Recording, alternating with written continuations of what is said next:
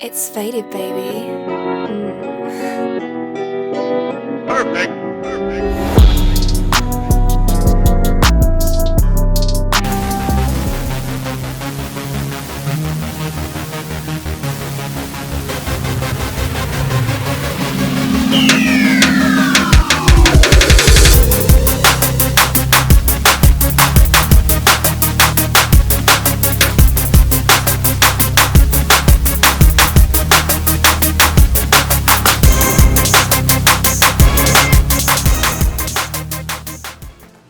That to me that's what's killed the passion of artists in Barbados. Because like it's a job. We've seen worldwide it's a job. We've seen in Trinidad it could be a job. We've seen in Jamaica it could be a job. Italy, we've seen worldwide. That guy from Japan, who name? That had that song Gangnam Style. That was a big song all over the world. So like to me it's don't be the artist per se. If you understand me, it's like the road that the artist got travel. They got few people that got, that extra support. You can't say it. You got. Now, if you check in Barbados, the road that artists got travel because like with music is one thing for sure that you got travel. Right. Get outside of Barbados, especially. As the artist thing. And they got a lot of artists that got that access in Barbados to get out of Barbados with their music. But I would say you as the artist, you still got to do your research. Yeah. You got to do your research and your background and study. But if this is something that you really want, I believe if it's something that you really want, something that you really think that you could make a life over, the efforts will be there. Your efforts will be at 100%. So like, for example, Hypersongs. Hypersongs, it probably is one of the biggest soca artists in Barbados too, and probably Caribbean. Right now, Hypersongs. He's traveled nearly every year. Yeah, he's doing tours, touch places. Correct. So like, he's bringing hit after hit. So I was saying like, if large you really, off again too. If you really want it, then anything you really want in life, you just put in the effort. So I just think that a lot of artists' passion is dying because they start self I can't make it here, but it's Too much effort. So Too much effort. yeah. So I just feel like that's what's killing a lot of people's passion. That's not only music, but anything like. So you also seen as a man that doing training. You also seen that with people that wanted to achieve a certain body goal, a certain body type. It's in every lifestyle practice. Like, if somebody, for example, like clients, I believe we got this society is a fast food society. Everybody want right now. So right now.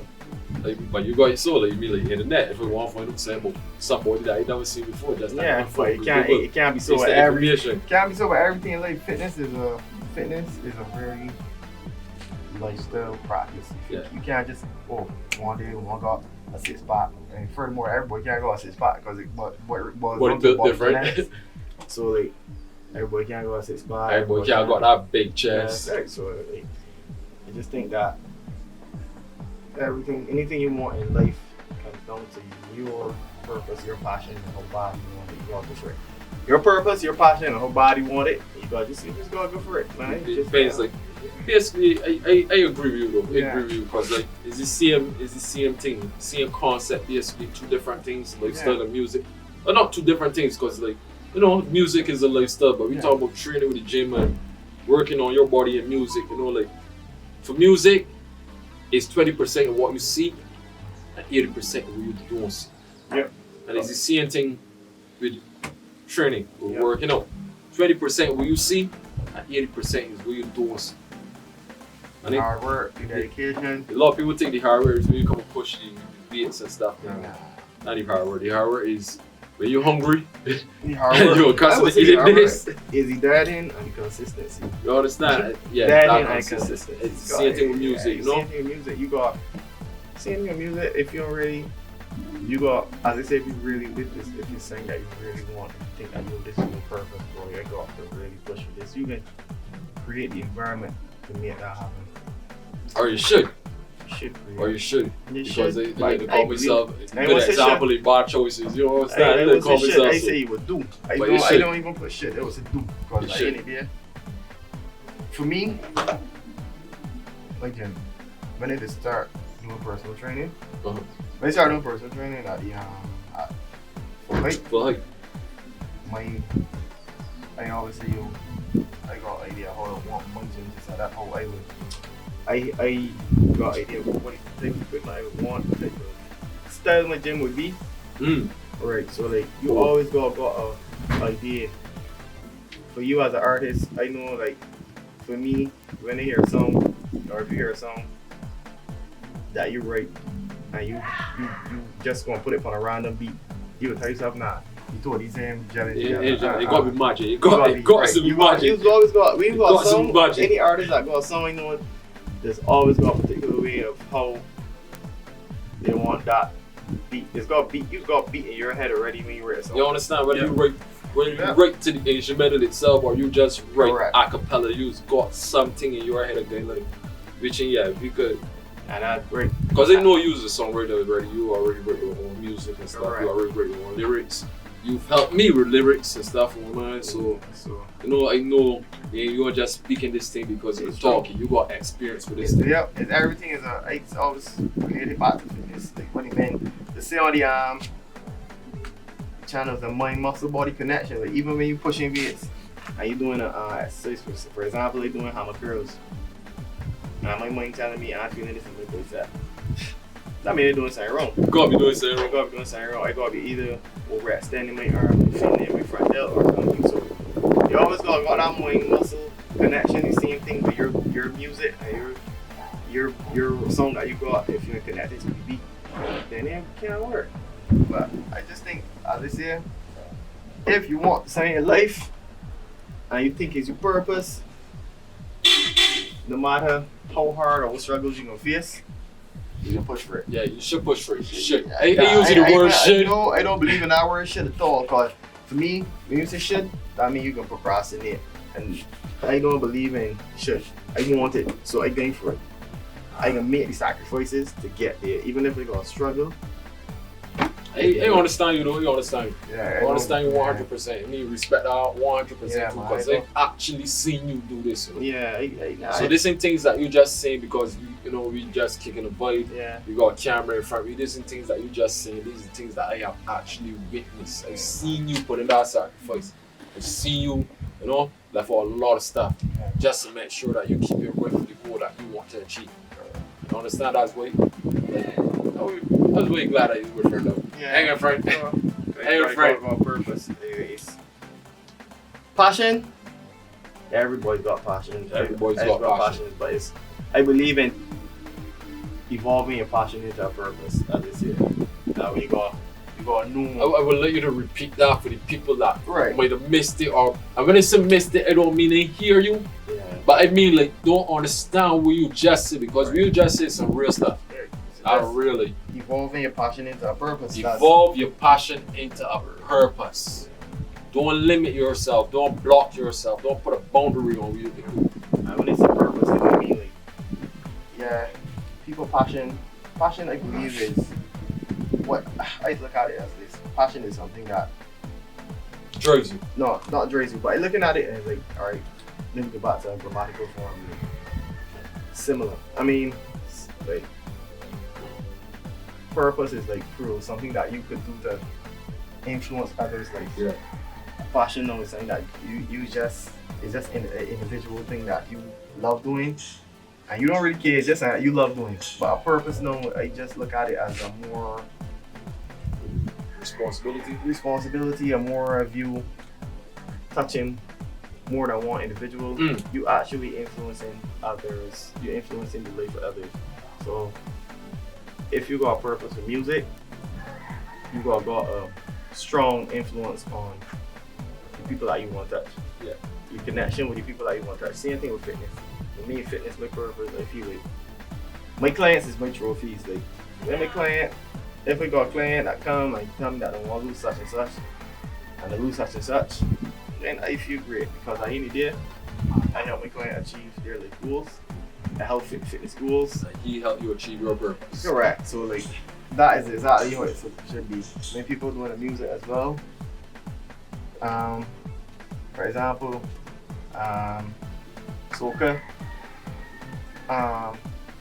Soca's give you the feeling to party. You know that, Soca's give you the feeling to party. That's the purpose of soca. You know that. You come in here Purpose, for the right. morning, you play soca, you Right, can't to push get me you properly. Get you in the mood, get you in a groovy mood. But- yeah, so Yeah, it's that, but I yeah. do realize like with the because it's always say you don't hear what the boys say. You see soca music. Yeah. It's here.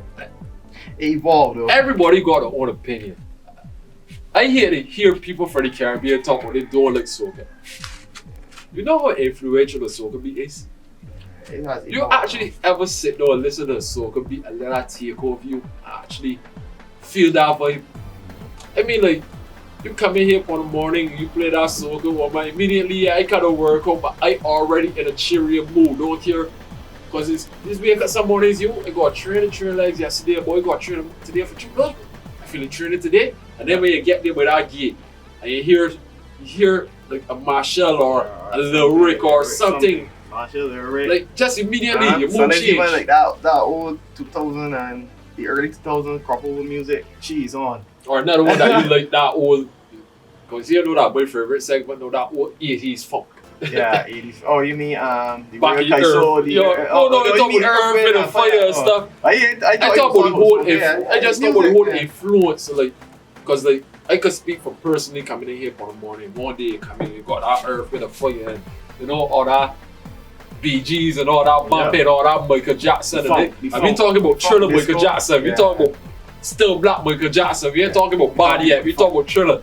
You understand? We talking about all that funk, oh man, and like, that just got you in that groove. You're pumping and you're singing, you know? And then you come with the soca, no, soca got you a little light to you. You feel good, you know? You dance around, you jig. That old 2000 dancehall. Yeah, that 2000 dancehall that carry about that bad man mentality. You're serious, you're pushing the beat, you're vexed with it. Yeah.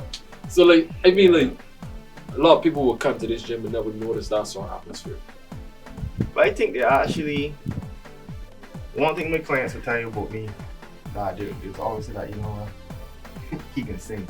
Yeah. He can sing. Yeah. He can sing. He's on body, he's on this, but he can sing. You gotta, but he's got- not yeah, singing. and then he can always got some style of music that, you know, I've got the, because music just influences the environment. It just, to me, it's just impressive to see you balance the passion that you want to. Like we was just talking about earlier, you know, you was chasing the dream of being a performer. Yeah. You understand where you're coming from? Our gym is a good gym, no, real good gym, top gym in Barbados. Like, so, Any young aspiring bodybuilder, that's a good thing to start at. Yeah. Because Ford build mostly equipment itself. Like obviously Ford B is part of it, but most of the machines and equipment and stuff you bring in, you build yourself, obviously. yeah, you got that craftsmanship, and you know he got a background with welding and stuff. Correct. So he Ford knowing thing, I guess, I strongly believe he was into bodybuilding before, so he wants to get into bodybuilding. I guess he would got an idea of how you want to engineer each machine to suit each body part, because I know of Ford equipment. Like my cavalry, I know that is Ford, definitely Ford. Ford craft. That the one that he got to see, that one that's definitely Ford for that's sure. I know Ford craft, so like it is. I commend it because the first gym that's my first gym that we actually trained in before, but Yeah, I know below Alexandra, but I know Ford gym is a gym that really explode. But that's why you suggest Ford gym too, because no Alexandra, it's good for somebody that wants to start. Yeah. But you just got the basic compound. So like 3-4 months afterwards, you know, the body get accustomed to exercise and Ford. You ain't nothing to get the extra explosion now and force muscles to grow. But Ford got like Ford. So you could. You could, but you gotta do so much innovation.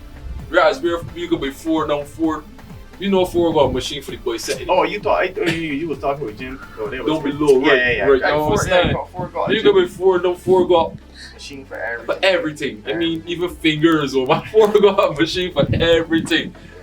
Ford. And I also feel though is that where that come from is the influence of people that has been through that before. Yeah. That's always starting. We been in there. Is it environment that I mean, he looked like he been in there still. I mean, they look like. But we've been in there. We know the environment, the people that come in, these sort of personalities. And one thing we must say, every boy that come in is get help behind to help it work. The boy don't come in there see you struggling. Yep. Don't care what it takes. The only thing that's always the same before gym, boy, get in the gym, you get strong. You got to get strong as long as you want it. Yep. You have to get it because you got people that can come, don't know you, and they give you that motivation, give you that extra kick. Come and work out with you for a day. That you teaching them things, them teaching you things, and that's really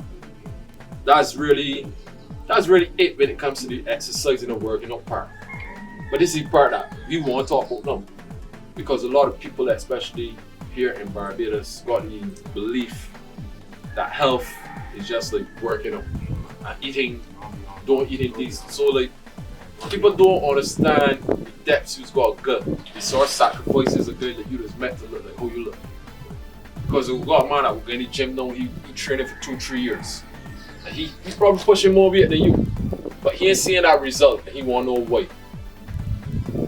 So this is where you come in now. This is where your expertise come in now, because a lot of people don't know, is training is just not a hobby.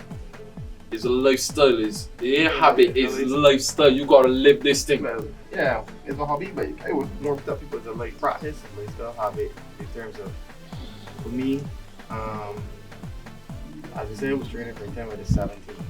17 or 16? Is it younger than that? 17. Oh. 17. Right, I was training for, I quite remember me, it was me and Tools when we started. Don't be him right here. You had a fella that had like a little machine. Right. So we start there. The Home Flex Gym. Home Flex Gym, and then we move on to the backyard gym over there, opposite Alexander. Then before we graduate to Ford Gym, and it's only when I reach like probably like 23, 24, when I was still doing nursing, but I would never forget when I had started training with Flow Gym, Full Height. And then that when I had reunite with Curly. But I think Curly had to take a long break from the fitness industry, right? Shout out my boy Curly too. Shout out Gym Generals. Gym Generals, shout out Gym Generals. Forgive me all the stuttering and stuff, fam. But shout out to Gym Generals, cause my boy Curly Bruce doing a really good job down in St. Lucie. You know? When I had reunite with Curly, and he had told me, man, you always had good body genetics. I didn't think you should do a show, and he didn't want to prep me for the show. And that is when I get a different insight to the fitness world, because when I first started training, I think it was all about power, being stronger. That's all it was, though. I had the pony man syndrome. That's all it was. Pony man syndrome, you just want to get big. Jimmy is walking 140 pounds, and we try to bench press 150 and 160. Yep. We working at courts, and we won't be taking up stores or fridges more than people. Well, man, like, snatching them off the back of the truck. And yes, we actually used to do that shit. This ain't gaff. This ain't gaff. Yeah, 20s. You know, everything pumping. You know, you're in the gym. You're good. You take it up. You know, you just take up a little. You ain't walking too far with it, but you take up a stove and you move with it. You take up a fridge. You already go up already. You know. Right. So we used to do that stuff. Don't look at me being somebody and stuff and think that I know what you're speaking of right here. You understand? This is real talk. I bring it from the money, my boy. But he's a guru with this fitness thing. I actually watch it grow into it. You understand where he's coming from? I've seen his development. I've seen that's why I know it's more than just getting up and pushing weights and getting in the gym. That's the mindset I have. But watching his development, I know it's much more than that. It's how you eat. It's what you eat. It's how you practice. How you eat. Different styles too. Because as I say, when Curly started training me, I was actually, as I say, it was all about powerlifting, strength training. And then when Curly actually reshaped my training program, how we're supposed to train, how we're supposed to eat. That's when I get the first insight on, this is a completely different way of shaping and remodeling the body. And I was a man, I was not really that often in the kitchen, so I was a man, I didn't really go. I just used to believe in eating whatever I feel like eating. I would get to the gym, after I done trade at Ford, straight into Chefette, little shit, chicken breast sandwich. That was the combo. Yep. That was the mass combo. That was little shit, chicken breast sandwich, or little shit and pizza. That was the mass combo. Yeah, just to get big, but I'm very coming with now. You gotta start eating a certain way, you gotta start eating more greens. The part that killed me is when you put on my diet plan, I gotta eat like 4 4 egg whites, 3 ounces of kale, some half a grapefruit. I was like, yo, what is this guy saying? This is completely different here, boy. It's a science, no to Yeah, no, it's science, like, and then the amount of ounces, the amount of calories it's supposed to intake per day. I think at that time, I was intaking like 2,500 calories per day. And that was before the program, and then they had to cut down to like 18. And I was like, yo, this rough, yeah. I was like, and then the whole process of like the higher repetitions, supersetting. Then when we was doing like certain moves, he was saying, you know, you gotta develop the muscle. In order for you to develop the muscle, you gotta hit a higher repetition, time on attention, less resting. Trigger some of the tricky muscles that help like, build up. Correct. So he said like a lot of times that people be training and just be doing a lot of strength training, powerlifting, but you don't really know the true muscle until you start to cut. Yeah. And that period. That part I could agree with you. That part I could agree with you on for sure. You don't know the true muscle until you start to cut. Yep. So not develop, but cut. You start to shape that muscle because.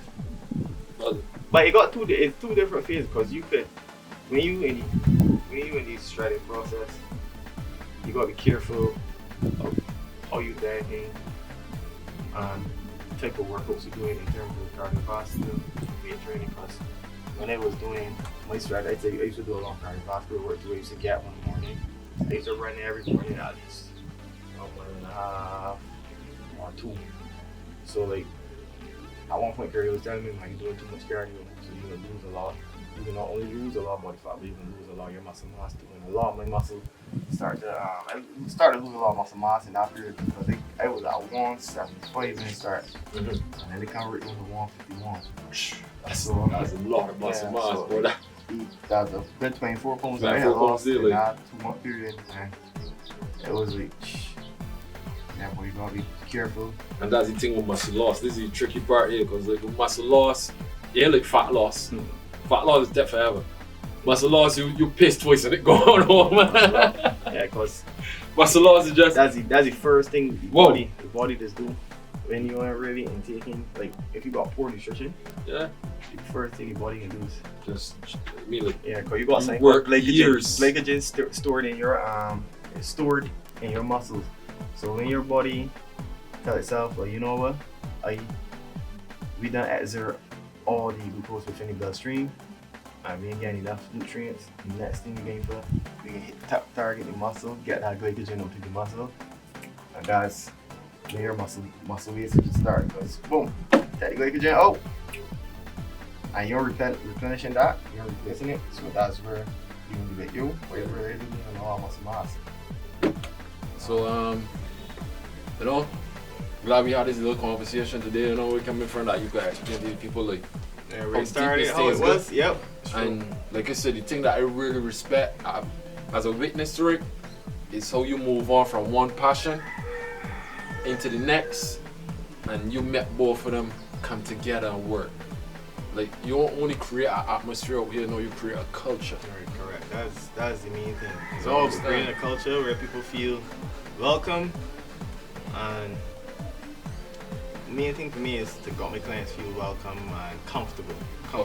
This is one of the few places too where you see clients come back every day. You don't see a client like for the amount of time I was here, and you see nobody drop out. So this is the part now where you're going to do your little show off the strength and stuff. Not easy one. Once again, thank you very much, man. Brother. Thanks for coming upon the show. Not easy.